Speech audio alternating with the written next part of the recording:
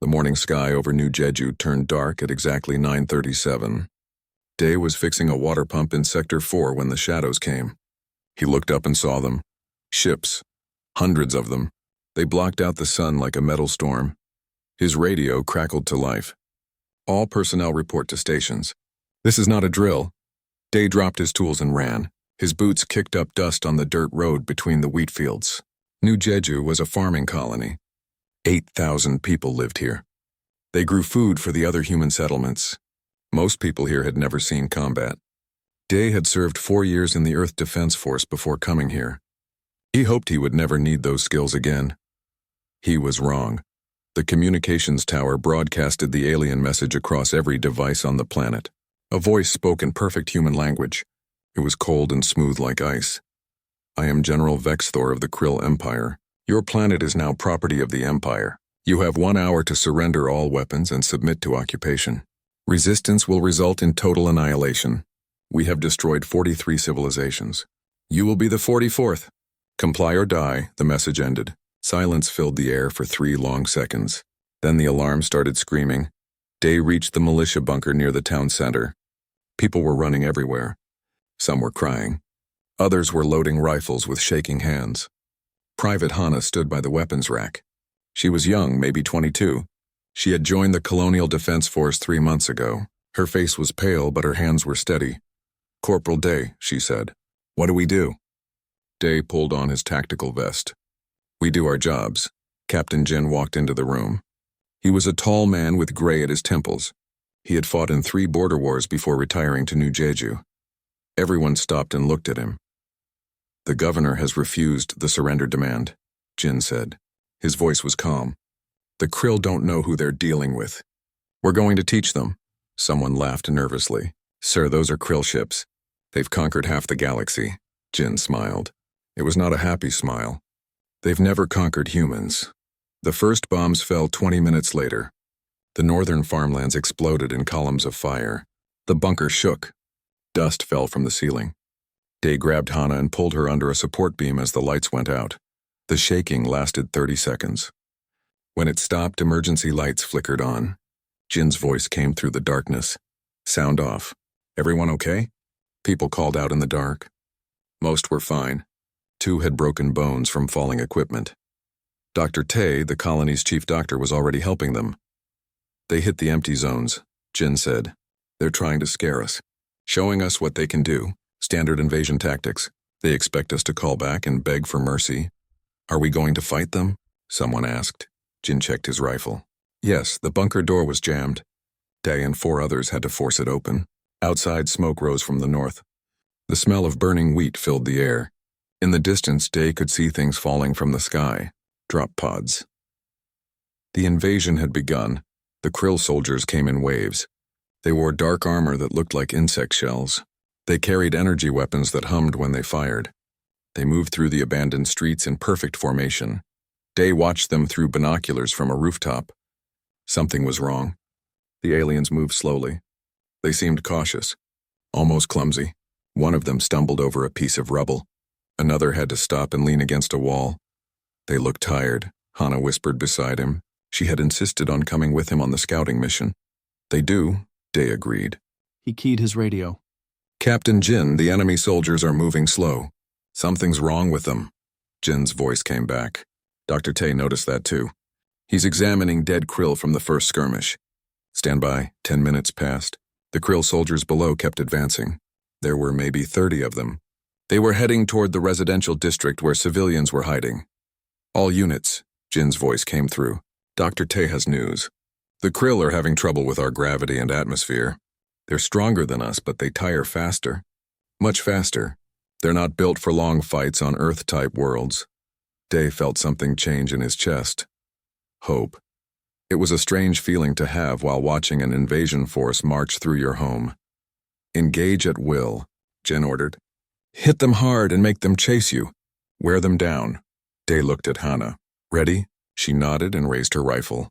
They opened fire from opposite ends of the rooftop. The Krill scattered. Their return fire punched holes in the concrete around Day. He ducked and rolled to a new position. Below, the Krill were shouting in their language. It sounded like clicking and hissing. Hana dropped 2 of them with careful shots. Day got 1 more. The rest took cover behind vehicles. "Now we run," Day said. They climbed down the back of the building and ran through the alleys. Behind them, the Krill gave chase. But they were slow, so slow.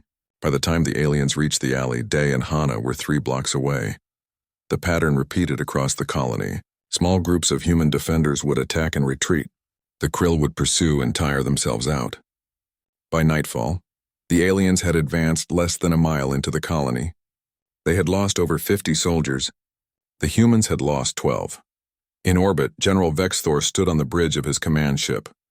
He stared at the tactical display. Red marks showed where his forces had been hit. Blue marks showed human positions. "There were too many blue marks. This is impossible," he said. "They should have surrendered by now." Every species surrenders after the demonstration bombing. His second officer, Warlord Thex, stepped forward. "General, the humans are not fighting like other species. They are using terrain advantage. They retreat before we can bring our superior firepower to bear, and our soldiers report difficulty breathing in the planet's atmosphere." Vexthor waved a clawed hand. "Minor issues. Send another 2 battalions. We will crush them by morning." But morning came and the Krill had not advanced. They had lost another 100 soldiers in the night. Human defenders had struck at supply lines, communications posts, and patrol groups. The Krill controlled only the landing zones. Nothing else. In the human command bunker, Captain Jin studied the maps. Sergeant Bo, the demolitions expert, sat in the corner cleaning his equipment. Lieutenant Suji worked at a computer trying to crack the Krill communication codes. Dr. Tay entered the room. He looked tired but excited. "I have more information. The Krill immune systems are weak against our bacteria. Several captured soldiers are showing signs of infection. Nothing deadly, but enough to make them sick. They're getting weaker the longer they stay here." Jin nodded slowly. "So time is on our side." "Time and terrain and biology," Dr. Tay said. "They made a mistake coming here." Jin looked at the map showing the Krill positions. "Then let's make them regret it. Sergeant Bo, I need you to prepare explosives. We're going to make this planet very uncomfortable for our visitors." Bo grinned. "With pleasure, sir." Outside, dawn broke over New Jeju. Smoke still rose from the bombed farmlands.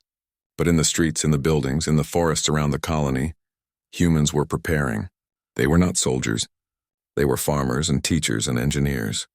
But they were also something the Krill had never faced before. They were humans defending their home, and they were not going to surrender. General Vexthor had conquered 29 worlds in his long career. He knew how invasions worked. First came the show of force, then came the surrender, then came the occupation. Simple, clean, efficient. New Jeju was not following the pattern. He stood in the command center of his flagship and watched the battle reports scroll across the displays. 3 days had passed since the invasion began. His forces should have controlled the entire colony by now. Instead, they held only the landing zones and a few strategic buildings. Everything else belonged to the humans. "Explain this," Vexthor demanded, pointing at the casualty numbers.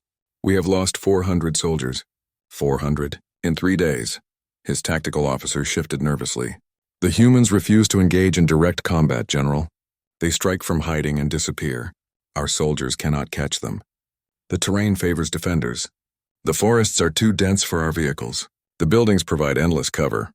Vexthor pulled up the species database, humans, classification, moderate threat, recommended pacification protocol, standard orbital bombardment followed by ground occupation.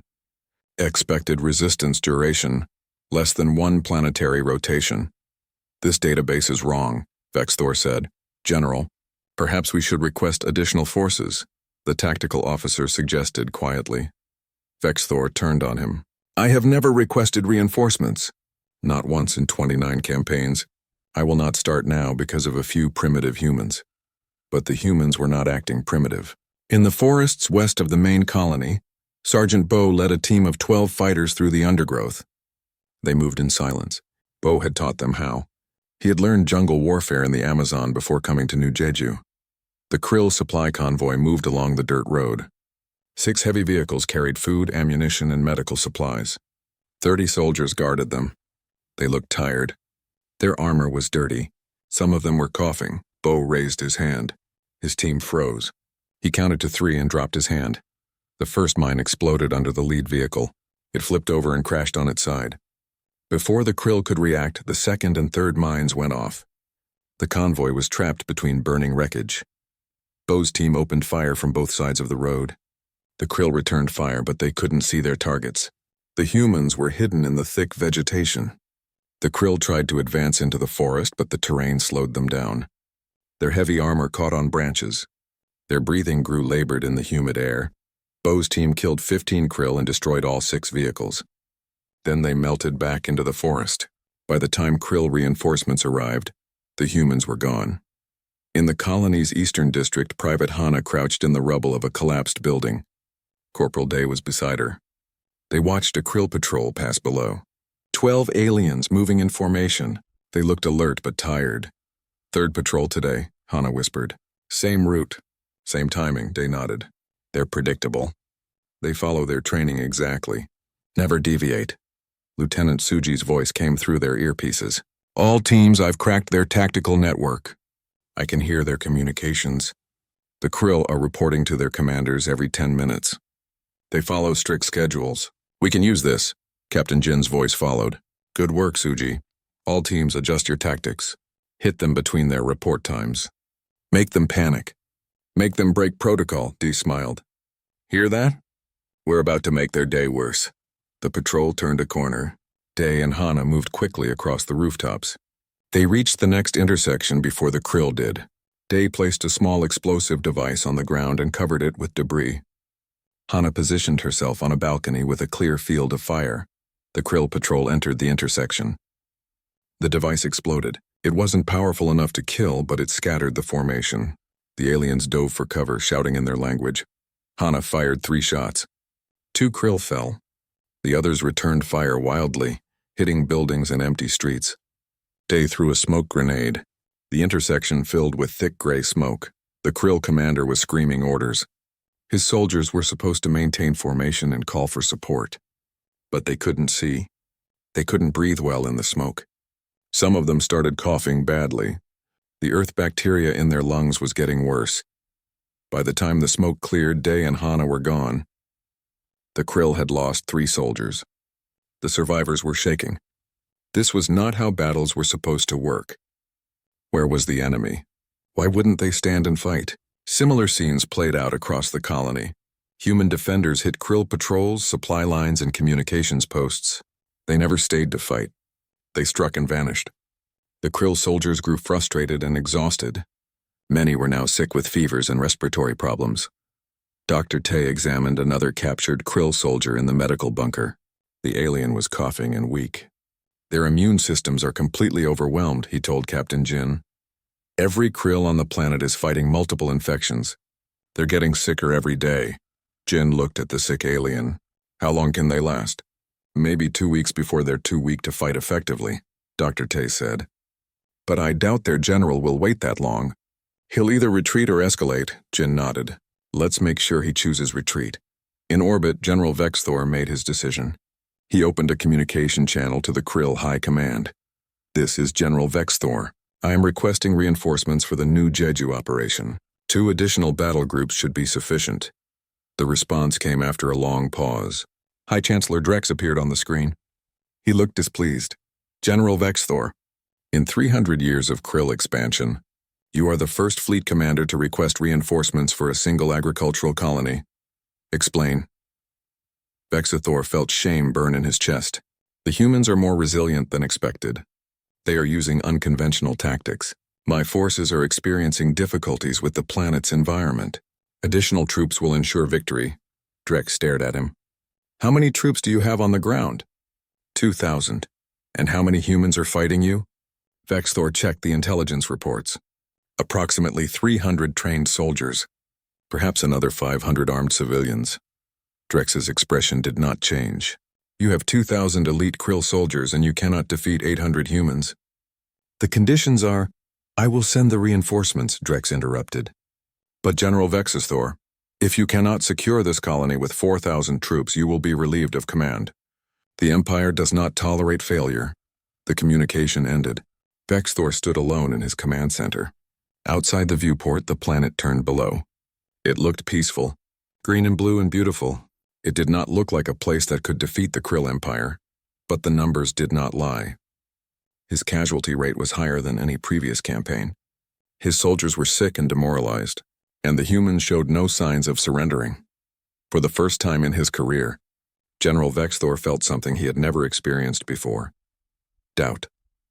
On the planet below, Corporal Day and Private Hana sat in a safe house cleaning their weapons. Through the window they could see smoke rising from a krill position they had hit earlier. "Do you think we can actually win this?" Hana asked. Day looked at her. She was tired. They were all tired. But she was still here, still fighting. "I think we can make them regret coming here."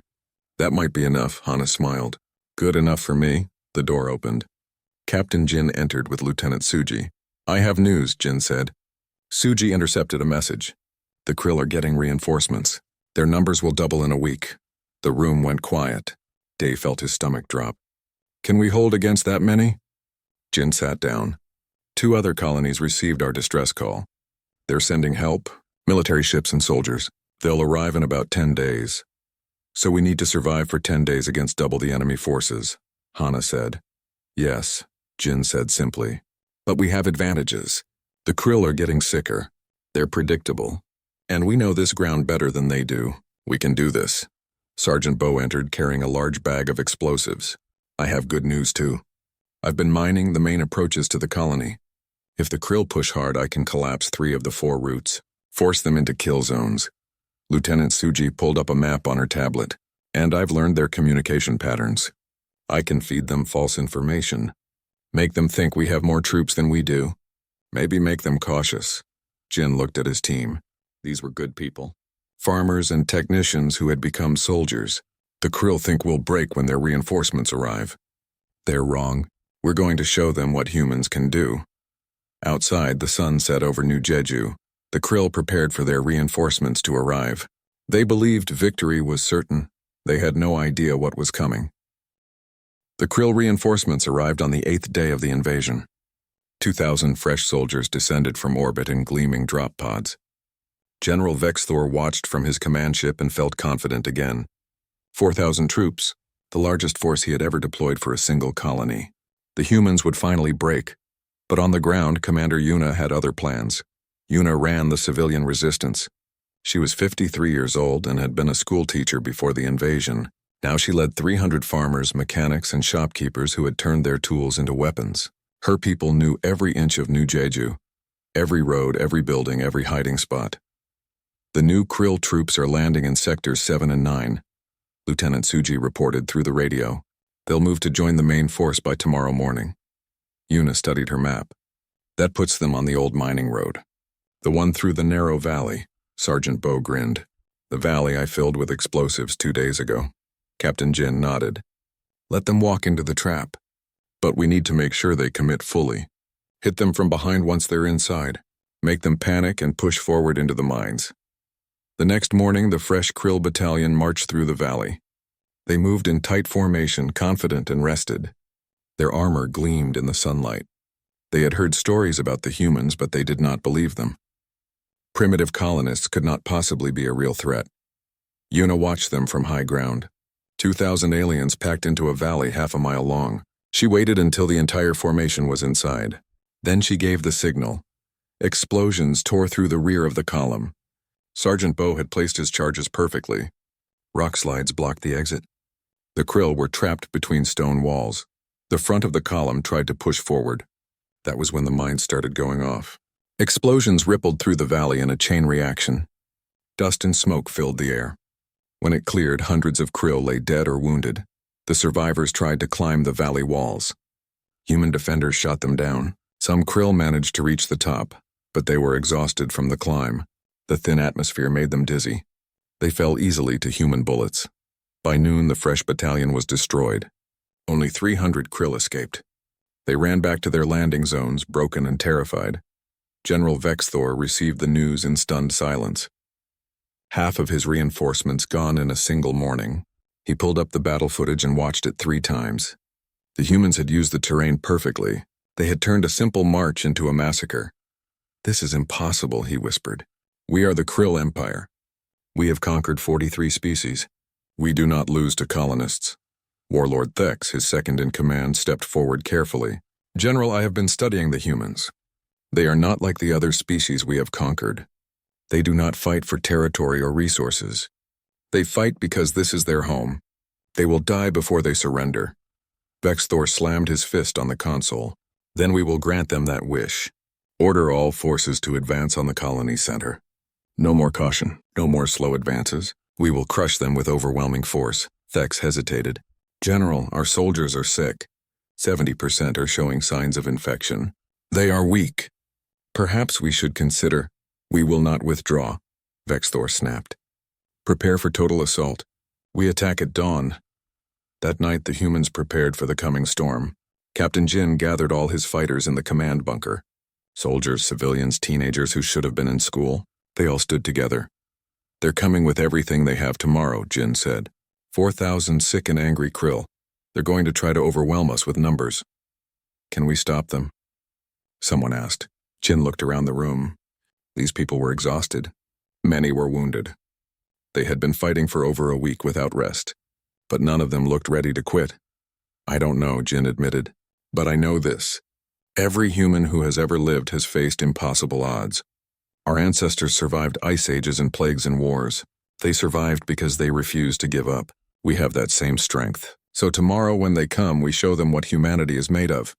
Private Hana raised her rifle. For New Jeju, others joined in. For New Jeju, for Earth, for home. The chant spread through the bunker. Even the civilians joined. They were not soldiers. But tomorrow they would fight like warriors. Corporal Day found Hana on the roof of the bunker later that night. She was looking at the stars. Can't sleep? He asked. Too much to think about, she said. I keep wondering if I'll see the sunset tomorrow. Day sat beside her. Want to know a secret? I'm terrified. I have been since day one. Hana looked at him in surprise. You never show it. Because showing it doesn't help anyone, Day said. But being scared is okay. It means you understand the danger. Brave people aren't fearless. They're just scared people who keep going anyway. Hana nodded slowly. If we die tomorrow, we won't, Day interrupted. Because they're more scared than we are. They came here expecting easy victory.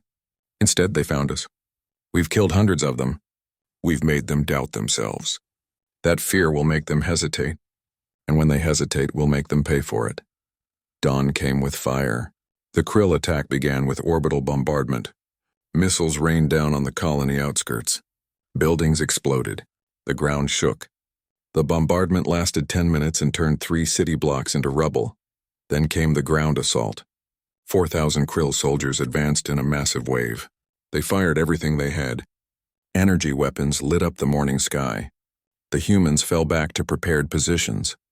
Commander Yuna led the civilian fighters in the southern district. They had turned every building into a fortress. Every window had a shooter. Every doorway had a trap. The krill pushed into the streets and found themselves in a maze of death. Yuna's people fought with hunting rifles and shotguns. They threw homemade explosives. When they ran out of ammunition, they used farming tools as weapons. One farmer killed 3 krill soldiers with a sharpened pitchfork. In the eastern district, Sergeant Bo detonated charges that brought down entire buildings on top of krill formations. Lieutenant Suji hacked their communications and broadcast false retreat orders. Krill units fell back when they should have advanced, creating gaps in their lines. Captain Jin coordinated the defense from a mobile command post. He moved constantly, never staying in one place. He directed troops where they were needed most. When a krill breakthrough threatened to overrun a position, he led the counterattack personally. Corporal Day and Private Hana held a critical bridge over a small river. 200 krill tried to cross it. Day and Hana had 30 fighters with them. They should have been overrun in minutes, but the krill were tired, sick, weak. They stumbled as they ran. Many had to stop to catch their breath. The humans picked them off methodically. When the krill finally took the bridge, Sergeant Bo blew it up remotely. 50 krill fell into the water. The battle raged for 6 hours. The sun climbed high in the sky. Bodies littered the streets. Smoke rose from 100 fires. The humans were pushed back block by block, but they never broke. Every meter cost the krill dozens of soldiers. By afternoon, the krill advance stopped. They held half the colony, but their forces were shattered. They had lost over 1,000 soldiers. The survivors could barely stand. Disease and exhaustion had broken them. General Vexthor watched the tactical display in disbelief. His massive assault had failed. The humans still held the colony center. His troops were too weak to continue. He opened a communication to High Chancellor Drex. "I need more reinforcements." Drex's image appeared on screen. His expression was cold. "No, but you have failed, General Vexthor. You took our finest troops and lost them to colonists. This is unacceptable. The humans are not what we thought," Vexthor said desperately. "They are stronger than any species we have faced." "Give me more time." "Time is what you have wasted," Drex interrupted. "I am sending new orders. You will withdraw from New Jeju. The planet is declared a prohibited target. We will not waste more Krill lives on it." Vexthor felt his world collapse. "You are ordering me to retreat?" "I am ordering you to admit defeat," Drex said. "Something you should have done days ago. End this disaster before you lose your entire fleet." The communication ended. Vexthor stood alone in his command center. Outside the viewport, the planet turned peacefully. Down there, less than 1,000 humans had defeated the might of the Krill Empire. It was impossible. But it had happened anyway. General Vexthor ignored his orders. He could not accept defeat. In 3 centuries of service, no Krill general had ever retreated from a primitive species. He would not be the first. "Prepare all forces for final assault," he ordered. "We will take the colony center by nightfall or die trying." Warlord Thex stared at him. "General, High Chancellor Drex ordered withdrawal. If we disobey, then we will return victorious and all will be forgiven," Vexthor interrupted. "Begin the assault." Thex looked at the other officers. They all knew this was wrong. But they were soldiers. They had to obey. "Yes, General." But Thex did not go to prepare the attack. Instead, he went to his private quarters and opened a secret communication channel. He contacted Captain Jin directly. "Human Commander, this is Warlord Thex of the Krill Forces. I wish to discuss terms." Jin was surprised when the message came through. Lieutenant Suji verified it was real and not a trick. Jin accepted the communication. Thex's alien face appeared on the screen. He looked tired. "General Vexthor has been ordered to withdraw. He is refusing. He plans to attack with all remaining forces tonight. Thousands will die, both your people and mine." "Why are you telling me this?" Jin asked. "Because this war is madness," Thex said. "We came here expecting easy victory. Instead, we found warriors who will not surrender. My general's pride has blinded him. If he attacks tonight, he will destroy what remains of our invasion force, and many of your people will die as well." Jin studied the alien's face. "What do you want?" "A negotiated end to this conflict," Thex said. "We withdraw completely. You release our prisoners. No more death." Jin considered this. His forces were exhausted. Ammunition was running low. Another massive attack might break them. But could he trust a Krill officer? "I need to discuss this with my people," Jin said. "Give me 1 hour." Thex nodded. 1 hour. "But please hurry. Vexthor is preparing the attack now." The communication ended. Jin gathered his officers. They debated for 40 minutes. Some wanted to fight to the end. Others saw the wisdom in accepting a withdrawal. "We've already won," Dr. Tay pointed out. "They're leaving. We just need to let them go." "But what about next time?" Sergeant Bow argued. "What if they come back with more ships?" Lieutenant Suji shook her head. "They won't. I've been listening to their communications. The Krill High Command is furious about this failure. They're marking Earth colonies as too dangerous to invade. This is over." Jin made his decision. "We accept Thex's offer, but with conditions. They leave all heavy weapons and ships. They take only personal equipment. And they go today. No delays." He contacted Thex and presented the terms. The Krill officer agreed immediately. Then everything went wrong. General Vexthor discovered the communication. He burst into Thex's quarters with armed guards. "Traitor, you dare negotiate with the enemy?" Thex stood calmly. "I am trying to save our soldiers' lives. You are destroying Krill honor," Vexthor snarled. He turned to the guards. "Execute him." The guards raised their weapons. But they hesitated. They had been fighting for days. They were sick and tired. Many of their friends had died. They did not want more death. "Shoot him," Vexthor commanded. The guards lowered their weapons. "No, General." Vexthor stared in disbelief. "Mutiny." His own soldiers were refusing orders. He drew his own weapon and shot Thex himself.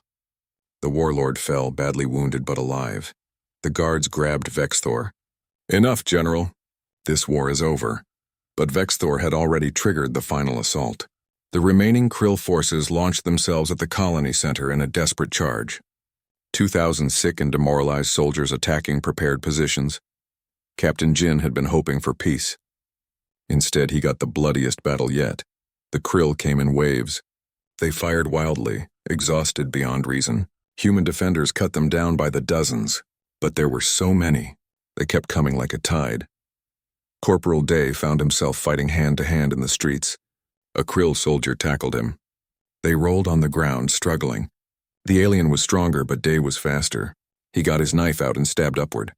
The Krill collapsed. Private Hana was pinned down in a building surrounded by aliens. She fired until her rifle ran empty, then switched to her pistol.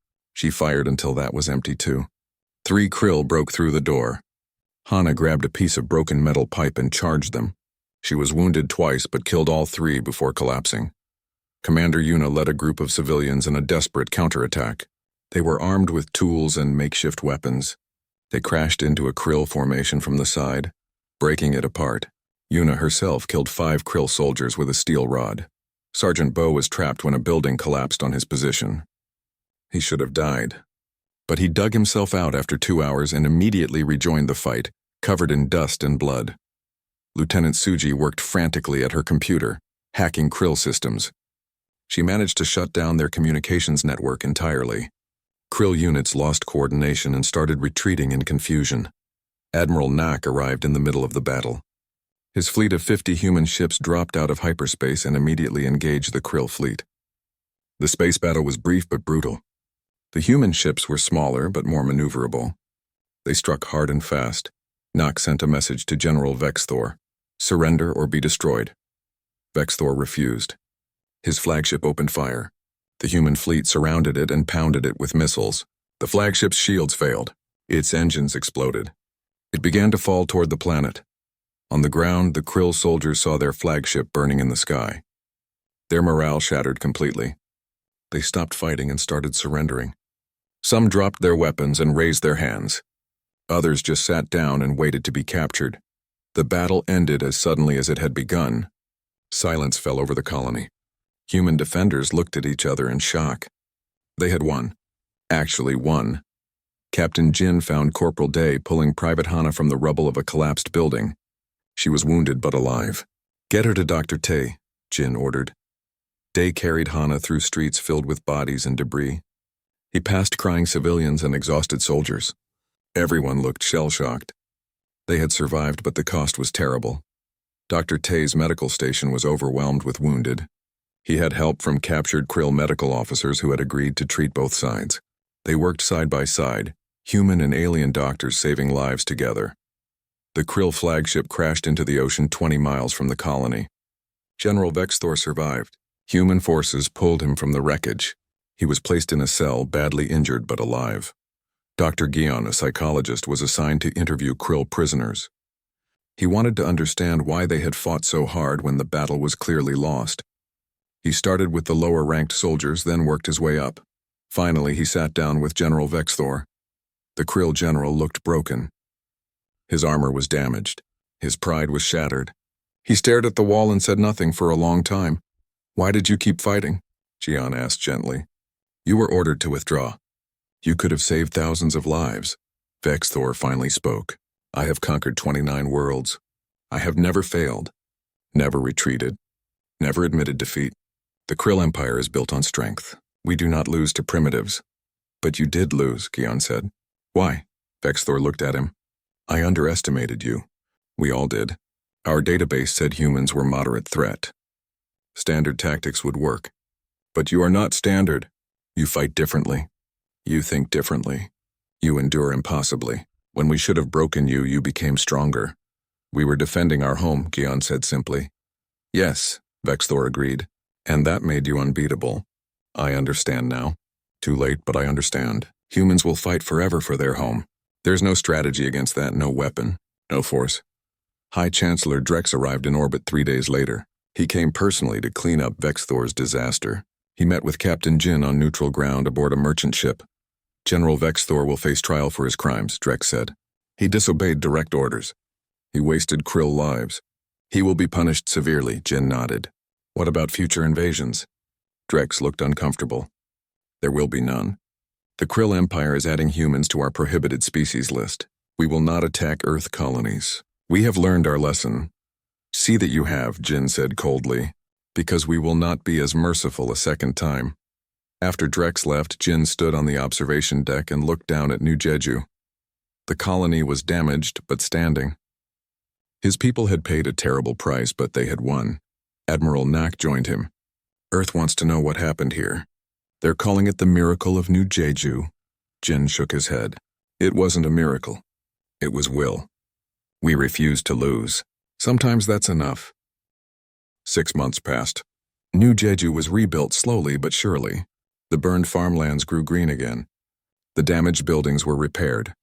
Children played in streets where battles had raged. Life returned to the colony. But nothing was quite the same as before. Corporal Day was now Lieutenant Day. He had been promoted for his actions during the invasion. He spent his days training new militia members. Everyone on New Jeju learned combat now. They would never be caught unprepared again. Private Hana recovered from her wounds. She received the Colonial Star, the highest civilian honor. She walked with a slight limp now, but she wore her scars proudly. She gave speeches to the new recruits about courage and determination. We weren't heroes, she would tell them. We were just people who refused to give up. Anyone can do what we did. You just have to decide that some things are worth fighting for. Captain Jin retired from military service. He bought a small farm on the colony's edge and planted apple trees. He spent his mornings tending his crops and his afternoons sitting on his porch, watching the peaceful sky. But he kept his rifle cleaned and loaded. Just in case, Commander Yuna returned to teaching. Her school had been destroyed in the fighting, so she taught classes outdoors under the trees. Her students loved her. They knew she was a war hero, but she never talked about the battles. She focused on the future instead. Sergeant Bo became the head of colonial engineering. He used his expertise in explosives to help rebuild infrastructure. He also designed new defensive systems around the colony. He worked with a smile and made jokes, but those who knew him well could see the weight he carried. He had killed many enemies. It bothered him sometimes late at night. Lieutenant Suji took over intelligence operations. She maintained communication networks across all human colonies. She also monitored Krill activities. The Empire had kept its word so far. No ships approached human space. But Suji watched carefully. Trust had to be earned. Dr. Tay continued his work at the medical center. He treated both human and Krill patients. Several dozen Krill prisoners had chosen to stay on New Jeju, rather than return to the Empire. They had learned to appreciate human medical care and culture. Dr. Tay helped them adjust to life among their former enemies. One of those Krill was Warlord Thex. He had survived his wounds and was recovering slowly. He lived in a small house near the colony center. Human children were fascinated by him. They would stop and stare at the alien who walked their streets. Thex would smile at them. He had learned some human expressions. He was trying to understand these strange people who had defeated his entire invasion force. Admiral Nak became the overall commander of colonial defense. He coordinated military efforts across all human settlements. He made sure no colony would face what New Jeju had faced alone. The human colonies were building a real military force now. Ships, weapons, training facilities. They were preparing for a future among the stars. Nak visited New Jeju regularly. He would meet with Captain Jin and they would drink tea on the old soldier's porch. They would talk about the war and the peace that followed. We've had 17 species contact us since the battle, Nak told Jin during one visit. They want defensive alliances with Earth. They heard what happened here. They want humanity on their side. Jin poured more tea. What did Earth say? Earth is considering it carefully, Nak replied. We're not ready to be galactic protectors, but we're not going to be victims either. We're finding our place, Jin nodded. That's good. We proved we can defend ourselves. Now we need to prove we can do more than just fight. Across the galaxy, in the heart of the Krill Empire, General Vexathor sat in a prison cell. He had been stripped of his rank and his honors. He would spend the rest of his long life in confinement. His name was now a warning to other Krill commanders, but he was allowed to write. And so he wrote a book about his failure. He called it The Folly of Assumptions. In it, he detailed every mistake he had made, every wrong decision, every time he had underestimated the humans. The book was required reading at Krill military academies. Young officers studied it to learn what not to do. Vexthor's failure became the Empire's most important lesson.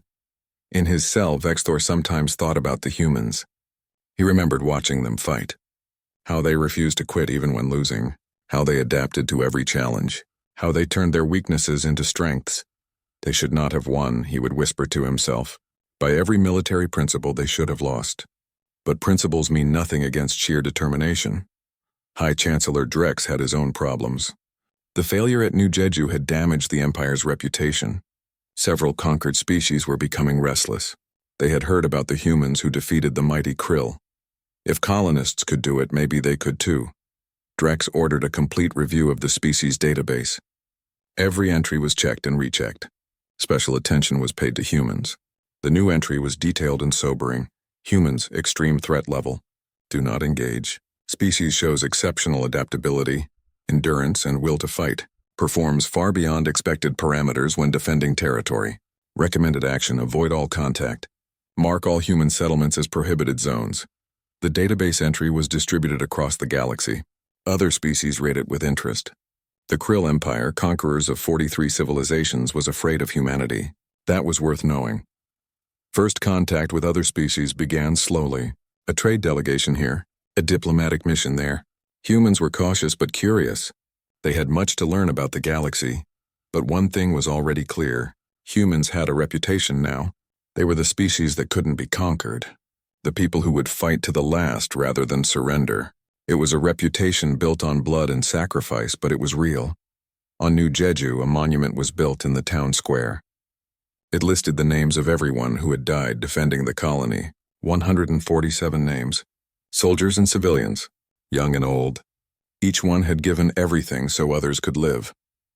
Every morning, Corporal Day visited the monument. He read the names quietly. Many had been his friends. He made sure to remember them all. One morning, Hana joined him. They stood together in silence for a while. "Do you think it was worth it?" Hana asked quietly. "All those deaths?" Day thought carefully before answering.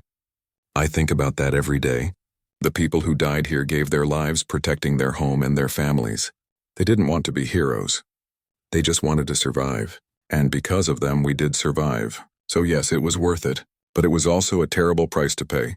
Hana nodded. "I just don't want people to forget. I don't want this to become just a story people tell." "It won't," Day assured her. "Everyone on this colony knows what happened. And we'll make sure the next generation knows too. We'll teach them that freedom isn't free. That home is worth defending. That ordinary people can do extraordinary things when they have to." Years later, a young Krill officer was assigned to border patrol duty near human space. It was considered a safe posting because the Empire never approached human territory anymore.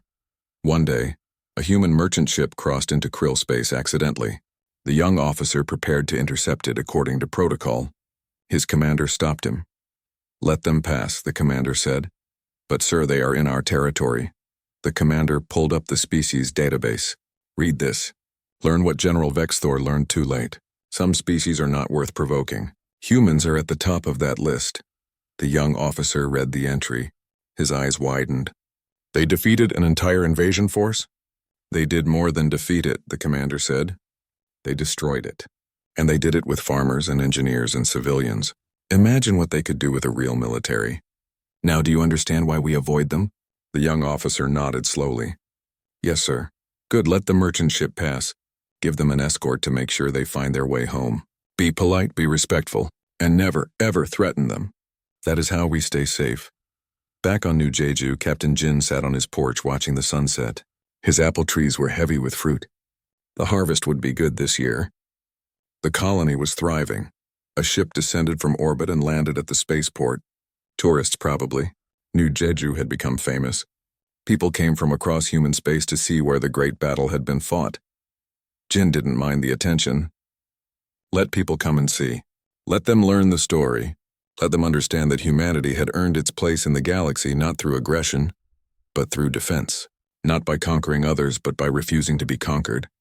His grandson ran up to the porch. "Grandpa, will you tell me the story again?" Jin smiled. Which story? The invasion. The battle! How you beat the krill. Jin picked up the boy and set him on his lap. All right, but remember, it's not a story about winning. It's a story about not giving up, about protecting what matters, about ordinary people doing extraordinary things. Can you remember that? The boy nodded seriously. Good, then I'll tell you. It started on a morning when the sky turned dark. As Jin told the story, the sun set over New Jeju. The peaceful colony glowed with lights. Children played in safe streets. Farmers worked in fertile fields.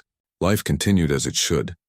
And somewhere in the galaxy, in military academies and command centers, in taverns and trading posts, people told the same story. The